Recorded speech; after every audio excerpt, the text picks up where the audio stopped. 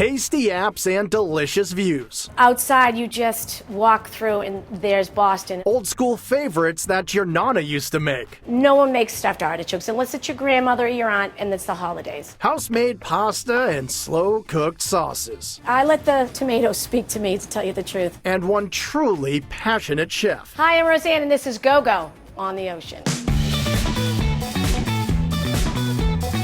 Located in Winthrop, Gogo on the Ocean is the brainchild of chef-owner Roseann Jaworski, who's been cooking for as long as she can remember. I grew up cooking. When I was in my teens, my father said, all right, we're going to go to Italy. That's where I spent many summers. So I would stay with the aunts in the kitchen. We'd sit there and we'd roll pasta and pick tomatoes, grind the tomatoes. It was really an unbelievable experience. And she's brought all those time-tested recipes to this oceanside spot with a refreshing dining room with lots of natural light and a back patio with a truly spectacular view. Outside, you just walk through and there's Boston. It looks like it's on a cake platter. And the water just meets right up to the bottom of it. It reflects off of it. Every night, literally the whole kitchen, we all run out to watch it. We all take that second and appreciate every day that we get to see that.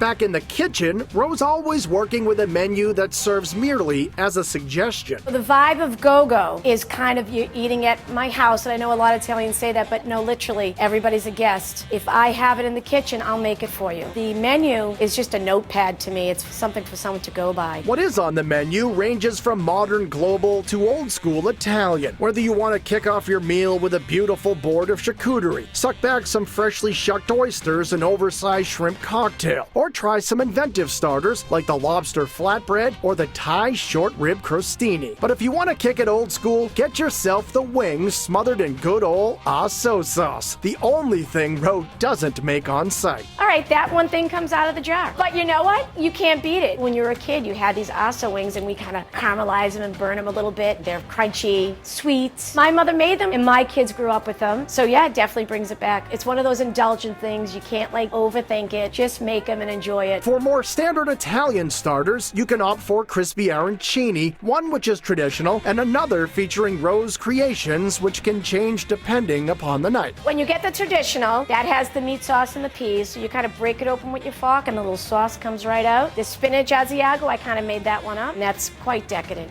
That's almost more famous than the traditional one. But the must-try has to be the stuffed artichoke, even though it should probably come with instructions. You don't use a fork and a knife. You just kind of use that leaf and you pluck it right out, and it comes in its own really like spoon, and you bite it, you take your incisors, and you take that meat right off of that artichoke. It drives me crazy when I see people peeling the artichokes. I'm like, what are you doing? Those are just unbelievable leaves. You should be eating that. Yeah, we have to give out the lesson once in a while of how to eat the artichoke. The entrees at Gogo are almost too easy to eat. There's the slow-cooked short ribs served over mashed potatoes, super cheesy veal parm, and this pristine cowboy ribeye cooked just the way you want it. House-made pasta is served with broccoli rabe and sausage, or spiked with lobster and cheese, and then there's the mind-blowing Bolognese. This is the Bolognese. This has been sitting here since probably about 9 o'clock this morning. It's on a very, very low temperature, and it just sits here and simmers pretty much all day till we're ready to rock and roll at 5 o'clock. It's super fresh, super simple. I live by simplify. You don't have to be throwing in all these herbs and stuff in a Bolognese. If you buy great meat,